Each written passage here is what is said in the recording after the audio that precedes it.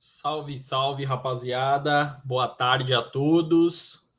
Sexta-feira, sextou, e hoje é dia de mais um Almanaque da Libertadores. O Almanaque da Liberta está no ar. Chegamos à 14ª edição e falaremos sobre uma tradicional equipe argentina. Hoje é dia de falar do Racing de Avellaneda. Antes de mais nada, se inscreva no canal, tá bom? Curta o conteúdo, dê essa força aí pro R-City. 500 inscritos, chegamos ontem aos 500 inscritos. Muito obrigado, mas ainda falta um pouquinho ainda para bater a meta. Chegamos na metade da nossa meta, mas precisamos da ajuda de vocês, tá bom? Muito obrigado. Como eu disse no início do vídeo, tradicionalíssima equipe argentina, né? O Racing está garantido na Libertadores e disputa a competição pela 11ª vez em sua história. E o Racing tem como melhor campanha, obviamente, a campanha que levou o Racing ao título inédito de Libertadores em sua história, mas fazem muitos anos. Foi no longínquo ano de 1967. A equipe conquistou o título inédito naquela temporada e o adversário da grande final foi o Nacional do Uruguai, tradicionalíssima equipe do continente sul-americano, e em 3 partidas disputadas, naquela ocasião a final era uma melhor de 3, e após 2 empates nas 2 primeiras partidas, a final foi em campo neutro, foi lá em Santiago, no Chile, e o Racing levou a melhor, venceu por 2-1, e teve gol brazuca nessa final de Libertadores pelo Racing. O brasileiro João Cardoso marcou o gol do Racing e o outro gol foi marcado por Norberto Raffo. Falando no Norberto Raffo, tá aí o time do Racing campeão da Libertadores de 1967, e o Norberto Raffo foi o principal nome dessa Libertadores em 1967, sem dúvida, um dos maiores jogadores da história do clube do Racing. Além de fazer o gol na final, ele marcou 14 gols na Libertadores. Então, foi o artilheiro de maneira isolada, um dos maiores artilheiros da história. Em uma única edição, tá no top 3 ou top 4, acredito que seja o top 4 que o Norberto Raffo se encontra em toda a história na Libertadores. Ele foi o 4º maior artilheiro em uma única edição.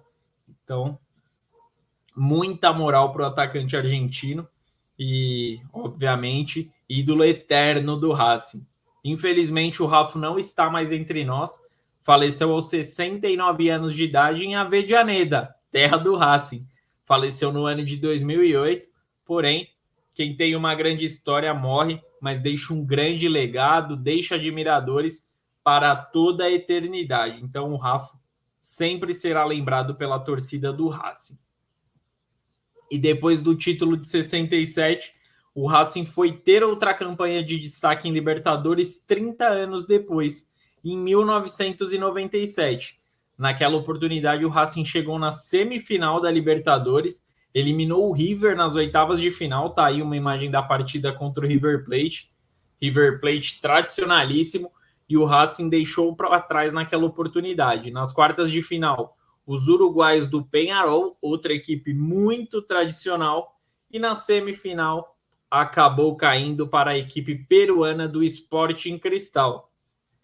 Sporting Cristal também tem muita tradição, porém, uma equipe que eliminou o River e o Peñarol, obviamente, em 1997, o favorito para o confronto de semifinal era o Racing. Mas quem levou a final e garantiu a vaga na final daquele ano foram os peruanos do Sporting Cristal. O Racing ainda chegou a vencer o primeiro jogo da semifinal na Argentina por 3-2, porém, fora de casa acabou perdeu de 3-0 e foi eliminado naquela oportunidade para a equipe do Sporting Cristal. E ano passado, o Racing acabou disputando a Sul-Americana. Em 2022, o Racing não estava na Libertadores, e na única competição internacional que disputou em 2022, foi eliminado precocemente na Sul-Americana. foi eliminado na fase de grupos, porém o restante da temporada foi positivo para o Racing. Chegou na semifinal da Copa da Argentina e foi campeão. Garantiu o título do Troféu de Campeones lá da Argentina. Venceu o Boca Juniors na decisão. São apenas 2 partidas, é uma competição de tiro curto na Argentina, porém o Racing conquistou o título, tá aí o Racing fazendo toda a festa do título conquistado no ano passado. Além do título do ano passado, obviamente o Racing é uma equipe de muita tradição, tem uma torcida forte na Argentina, e ano passado, e o Racing em toda sua história tem 7 títulos argentinos, uma Supercopa da Libertadores, a Libertadores de 67 que a gente já citou, e um Mundial de Clubes. O Racing é campeão do mundo, conquista essa em 1967. E o grande destaque da temporada do ano passado, temporada que consagrou o Racing para essa Libertadores, foi esse centroavante. Esse foi o principal jogador, foi o cara do Racing na temporada. Esse aí, para quem não conhece, é o Enzo Copetti. Marcou 21 gols na temporada de 2022. Muitos gols, uma ótima média. E ele foi o terceiro principal artilheiro da Liga Argentina. Marcou 11 gols pela Liga Argentina. Os outros gols estão distribuídos em outras competições. A má notícia é que ele não está para essa Libertadores. Foi um grande destaque, chamou muita atenção do futebol internacional e o Enzo acabou se transferindo para o futebol dos Estados Unidos. Vai atuar no Charlotte FC. É um jogador já um pouquinho mais experiente, tem 27 anos de idade e, obviamente, vai jogar fora, vai ganhar em dólar lá nos Estados Unidos, que é muito importante para fazer aquele pé de meia também. Mas o Racing perde muito tecnicamente sem esse jogador, sem esse fazedor de gols na Libertadores desse ano. Perdeu o jogador, faz falta, mas o Racing vem se movimentando no mercado. E o principal reforço, pelo menos o reforço mais comentado na janela de transferências do Racing, foi o Paolo Guerreiro. Paolo Guerreiro, herói do Corinthians no Mundial de 2012, passou pelo Flamengo aqui no Brasil, Internacional, Avaí, e agora, aos 39 anos de idade, Paolo Guerreiro está no Racing da Argentina e será nome importante na Libertadores da América, um grande nome da América do Sul, um dos principais, se não o principal jogador do Peru nos últimos anos pela seleção peruana. Então o Guerreiro é um nome importante que chega mesmo experiente, sabe fazer gols. No Brasil não viveu uma boa fase, quem sabe em novos ares na Argentina o Guerreiro deslancha a marcar gols novamente. Esse ano ele já jogou 5 partidas pelo Racing e marcou 1 gol. Ele ainda não conseguiu assumir a posição de titular na equipe, é reserva, vem entrando durante as partidas e marcou 1 gol. Vamos ver se ele vai ser um jogador na Libertadores também, para ser esse jogador de segundo tempo, quando o time estiver precisando daquele chuveirinho na área, que ele é um bom cabeceador. Vamos ver como que o treinador do Racing pretende utilizar o Paolo Guerreiro, herói do Mundial do Corinthians em 2012. Outro jogador contratado é o Gabriel Rojas. Gabriel Rojas, ele é lateral esquerdo, argentino, tem 25 anos de idade e ele vem do futebol mexicano. Ele estava atuando no Querétaro. Então ele já chegou, e ele chegou com moral no Racing, diferente do Guerreiro que está no banco de reservas. Ele já chegou e assumiu a titularidade na lateral esquerda e já atuou como titular em 6 partidas nesse ano. Então, Gabriel Rojas certamente será um nome que estará entre os titulares, os 11 jogadores iniciais do Racing. Essa nova contratação do Racing provavelmente estará em campo desde o início das partidas do Racing pela Libertadores. E o Racing ele iniciou a temporada no final de janeiro desse ano, assim como aqui no Brasil o Paulista iniciou do meio para o final de janeiro, os estaduais em todo o Brasil. O Racing iniciou o campeonato argentino no fim do mês de janeiro. Já jogou 8 partidas nesse ano, venceu 4 jogos, empatou 2 e perdeu 2. Então vem tendo uma campanha de média para boa, né? Não é uma excelente campanha, é uma campanha um pouquinho acima da média. tem que melhorar bastante, até porque o Racing está em 7º no campeonato argentino, tem 11 pontos conquistados e periga ali do meio da tabela, então tem que sair aí de perto desse meio de tabela para brigar ali nas primeiras posições. Para uma equipe que tem tradição sempre tem que estar lá em cima no topo da tabela para aparecer mais em Libertadores. O Racing nos últimos anos não vem sendo uma presença tão frequente na Libertadores, então é bom fazer um bom torneio nacional para começar a dar mais as caras na Libertadores. E o treinador do Racing, esse cara muita gente conhece, Fernando Gago. Fernando Gago, ele tem muita história, porém ele tem muita história como jogador. Já disputou Copa do Mundo pela seleção da Argentina, ídolo no Boca Juniors dentro de campo. Real Madrid também o Fernando Gago já atuou, foi um grande jogador. E agora, aos 36 anos, ele inicia sua vida, sua trajetória como treinador. Está apenas no início de carreira como treinador.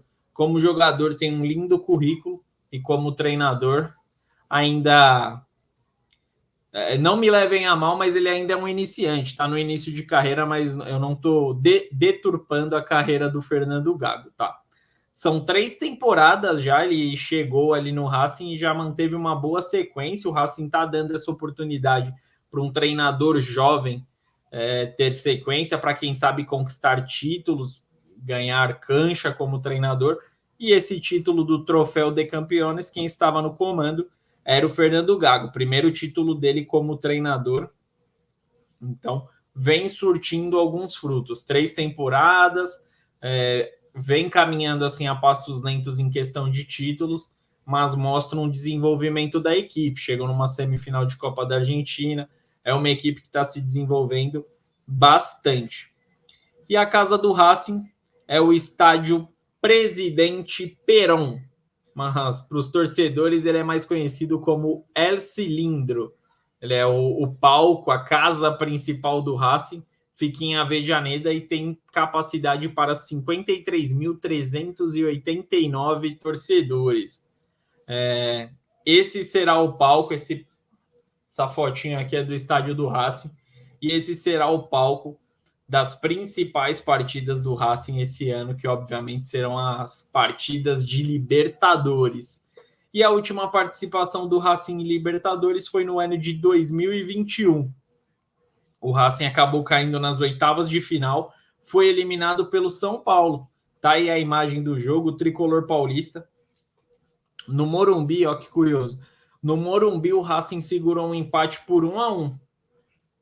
Quem gosta de acompanhar a Libertadores já imagina, pô, o Racing segurou um empate fora de casa, dentro de casa é favorito, mas não foi isso que aconteceu. Jogando na Argentina, o São Paulo venceu por 3-1. E nessa foto tá os autores dos gols aí do São Paulo, que foi o Rigoni e o Marquinhos, 2 atacantes do São Paulo na época, e acabaram derrotando o Racing e eliminando precocemente nas oitavas de final. É uma equipe forte na Argentina, como a gente disse, 7 títulos de campeonato argentino, não é qualquer equipe, obviamente, que vai atingir uma marca dessa, é uma equipe centenária, uma equipe com torcida, mas na Libertadores não tem tanta tradição como outras equipes do país, né? Como um Boca Juniors, um River Plate, o próprio Independiente, que faz tempo que não tem boa campanha em Libertadores, mas é uma equipe de muita tradição. Mas tem poucas participações em comparação às outras equipes, principalmente Boca e River, tem apenas 11 participações na história, essa é a 12ª, agora será em 2023. E o Racing acabou perdendo seu principal jogador, é o que vem acontecendo com inúmeras equipes que a gente está falando no Almanac da Libertadores, e a reposição não vem sendo aquela reposição à altura. Saiu um cara que estava em alto nível, veio o Guerreiro, mas o Guerreiro já está na reta final da carreira, já está naquele declínio técnico, o famoso declínio técnico. Não trouxe um jogador que possa suprir a altura. Quem sabe, dentro da base do Racing, tem algum jogador que possa se destacar nessa Libertadores e levar o Racing mais longe nessa competição. Mas eu acredito que o Racing não mude muito da campanha de 2021. É uma equipe que é modesta, próximo de Boca e de River, essas equipes acabam chegando com mais força para a disputa da Libertadores, muita tradição, e as equipes do Brasil também são mais fortes, principalmente as que estão garantidas já na fase de grupos. Caso do Atlético Mineiro, casos do Flamengo, do Palmeiras. Então, se o Racing enfrenta uma dessas equipes, é muito difícil uma classificação, ou se cair num grupo complicado, é muito difícil a classificação do Racing. Então, acredito que o Racing é uma equipe que chega nas oitavas, no máximo umas quartas de final. No meu ponto de vista, o Racing, que não investiu tão pesado nessa janela de transferências e também não teve um ano. Teve um ano bom, conquistou um título numa competição de tiro curto, mas no campeonato argentino ficou ali numa zona mais intermediária, não conquistou grandes títulos, teve uma campanha mediana. E mediano não dá para ganhar Libertadores. Uma equipe mediana não tem forças para ganhar uma Libertadores, no meu ponto de vista. Então, acredito que o Racing não vá longe nessa Libertadores. Mas tá aí. 14º Almanac da Libertadores. Falamos um pouquinho sobre a história do Racing, sobre o título de 67, sobre as participações, como o Racing chegou nessa competição. Beleza? Conteúdo aí falando um pouquinho sobre cada equipe que estará na fase de grupos da Libertadores. Curtiu?